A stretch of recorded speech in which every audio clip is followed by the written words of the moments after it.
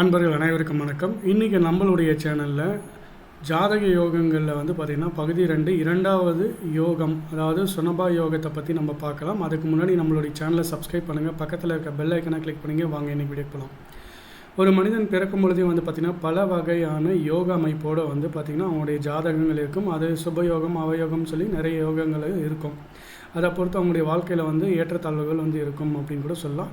எப்படி தசாபுக்தியை பார்க்குறோமோ அதே போல் பார்த்திங்கன்னா இந்த யோக அமைப்பும் அந்த குறிப்பிட்ட தசாபுக்திகளோ கோச்சாரங்களையோ அந்த கிரகங்கள் ரொம்ப நடக்கும் பொழுது பார்த்திங்கன்னா அவங்களுக்கு அந்த பிரதிபலனை எதிர்பார்க்கக்கூடிய ஒரு சூழல் உருவாகும்.